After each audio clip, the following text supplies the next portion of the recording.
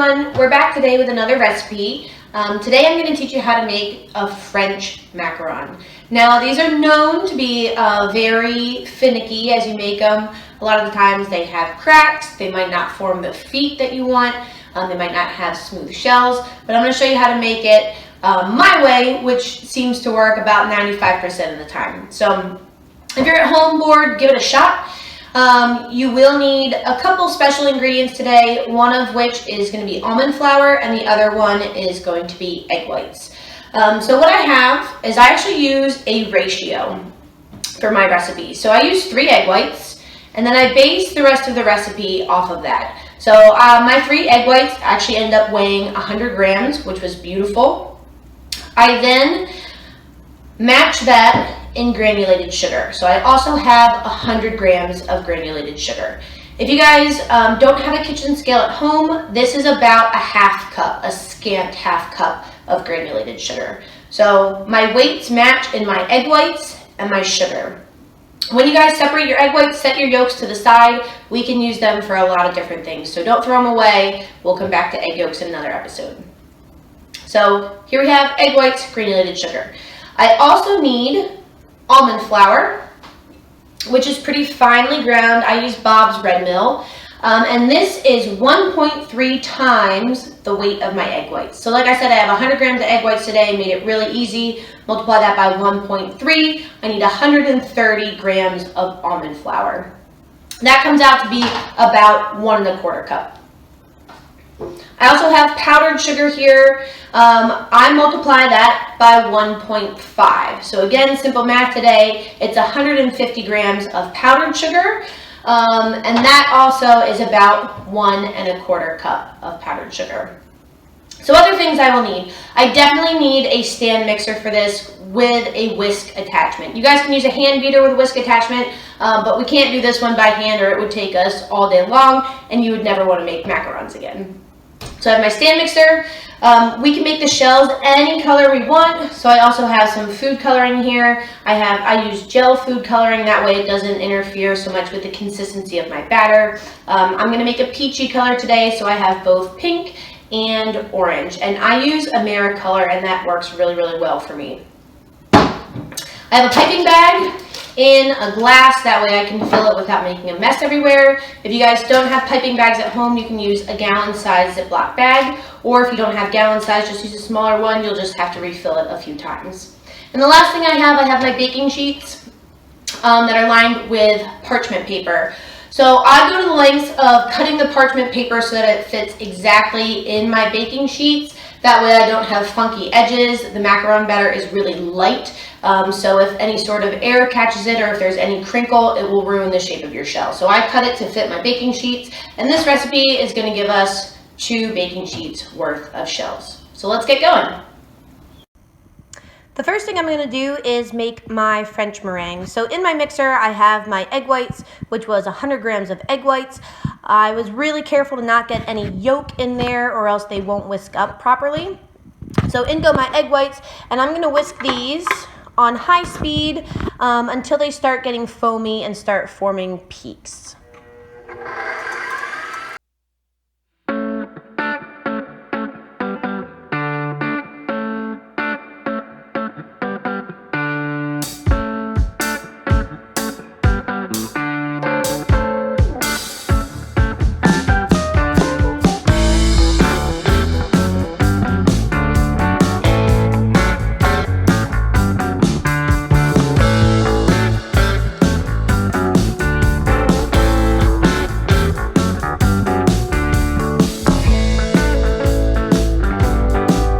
Are starting to get foamy, so I'm going to turn the mixer back on and I'm going to gradually add my granulated sugar to this.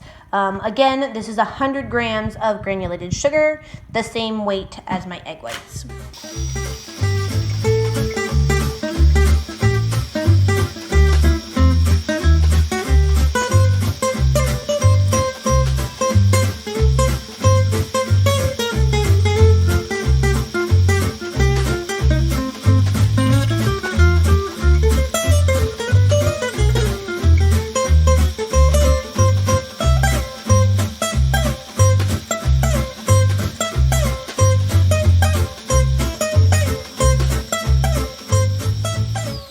Okay, so in went all my sugar. What we're looking for is a nice glossy meringue that's going to form stiff peaks.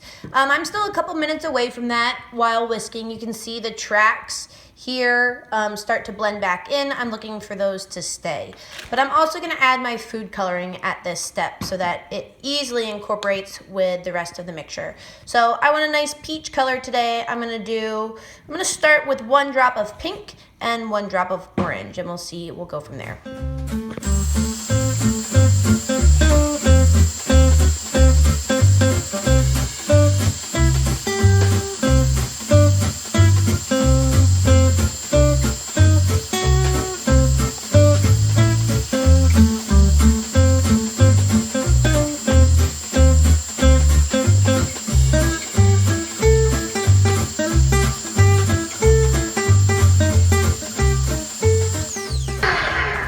Okay, so the consistency of my meringue really started to change.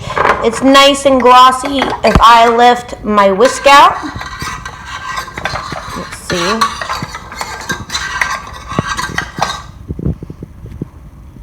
I have a stiff peak there. That's what I'm looking for. It's not really falling over. It's holding its shape. That's the consistency that we want. Okay, so we just finished our meringue. We got to stiff peaks with the egg whites and the granulated sugar. So we're going to work on our dry ingredients next. So I have my almond flour and my powdered sugar, and all I'm going to do is combine those 2 ingredients. If you guys have really lumpy almond flour, or if your powdered sugar has been sitting for a long time, it's a good idea to sift them, or you can put them in your food processor to break up the chunks. If we have chunks in the dry ingredients, what happens is our macaron shells will crack, and we don't want that. These are about perfection, and that's what we're going for. So I'm going to mix these 2 together until they're completely combined. Again, I might have some little chunks in here, and I'm just going to press them out with my spatula. I can shake the bowl around, get them up to the top.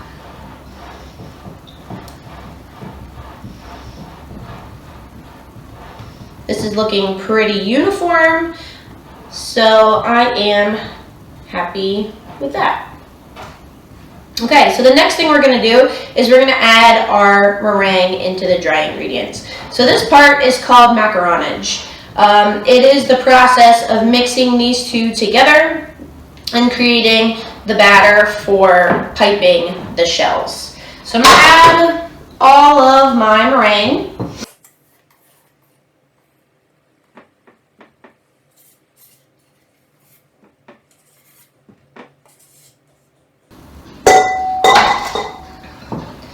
And then for this first little bit, I'm just going to mix them together, trying to soak up the dry ingredients with the wet meringue.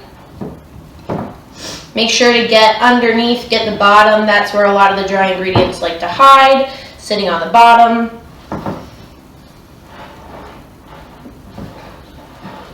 And then once I have my ingredients pretty much combined, what I'm going to start to do is I'm going to press the batter against the sides of the bowl. So I'm actually now knocking the air out of the egg whites. I just went through all that work to whisk air into them, and now I'm going to knock the air out.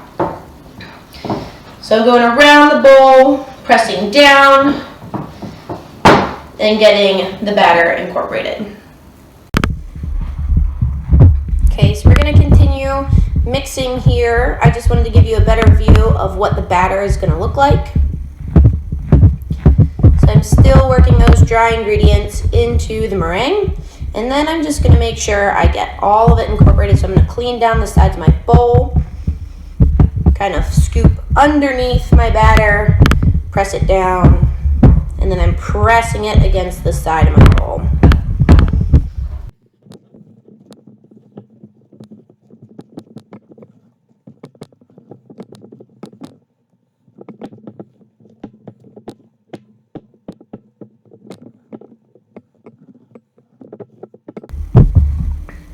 Okay, every so often I'm going to check the consistency of my batter. So what I'm going to do to check it is I'm going to lift it up with my spatula and just let it drop off. So it's coming off kind of in clumps. It didn't really last very long on the spatula, so it's not ready yet. What we're looking for is more of a ribbon to fall off the end of the spatula. So I'm going to continue knocking that air out. What it does is it loosens up the batter. It makes it a little bit more liquidy. So I'm just moving it around, pushing the air out.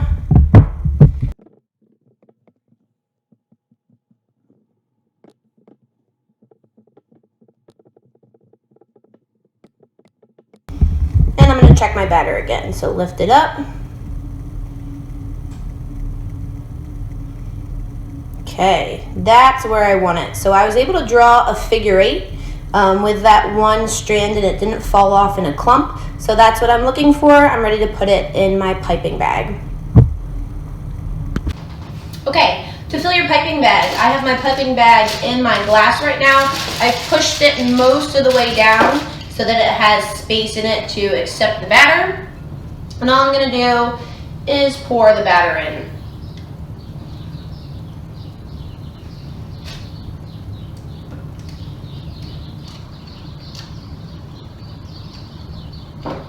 You may need to stop a couple times and actually shake the batter down into the very tip.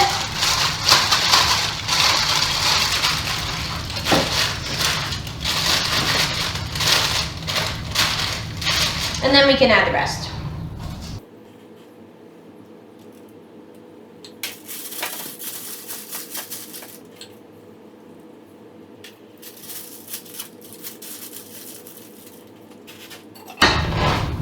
Okay, so our piping bag's filled, and now we are ready to pipe our macarons. So like I said before, I have trays that are fitted with parchment paper, and we're gonna pipe onto here. If you guys need a circle template to follow, you could trace little circles all over here. I would go about 1.5 inches in diameter to get the right size for your macaron. If you just want to freehand it, go ahead and do that. I'm going to freehand mine. They're not going to be perfect, but they'll be pretty close. Okay, so we have our piping bag filled with our batter, and all I'm going to do is just snip the tip off of this.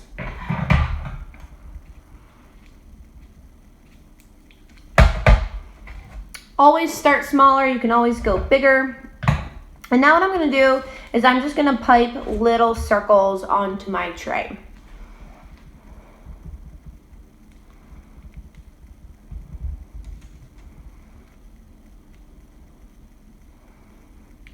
I'm keeping them spaced out so that they don't run together. If they do run together, you'll have one big blob, which won't be nice.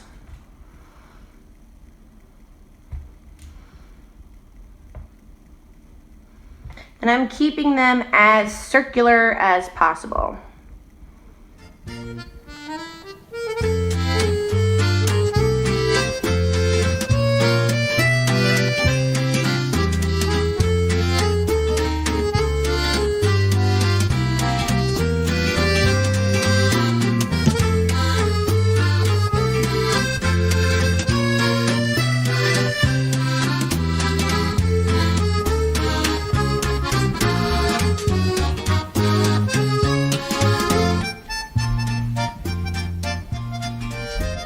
Okay, so before I move on to my next tray, what I'm going to do is I'm actually going to wrap these against the counter. So what that's going to do is that's going to knock out any air bubbles. That's going to help the peaks to settle a little bit so we don't have like those little nipples on top of the macaron shell. And that way they have a nice kind of glossy top. So I'm going to show you. Slide this out. All I'm going to do is pick it up a few inches and drop it onto my countertop.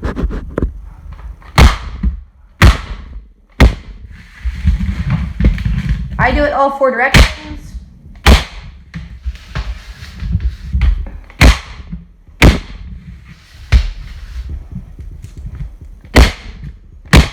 Okay, and you can see they're starting to level out a little bit. They will do so even more as they sit to rest. So we're gonna let them rest for about 30 minutes, and what that does is that forms a skin on top of the macaron shell so that they're able to grow at the bottom, which is what gives them their feet. So we're gonna set them to rest for 30 minutes. I'm gonna pipe this other tray and we'll come back and bake them. So my macaron shells have been resting for about a half hour. You can see them here. I had just left them on top of my oven, out of any drafts. And what we're looking for is a skin forming. So it should look like a little bit of a skin has formed on the macaron shell. They should look relatively dry to the touch. And then once we achieve that, we're going to preheat the oven to 300 degrees.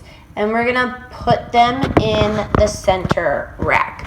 So I've adjusted the racks of my oven down to the middle. I will probably switch my trays halfway through their baking time. So I'm gonna put them in, and we're just gonna start with 10 minutes and then we'll check them.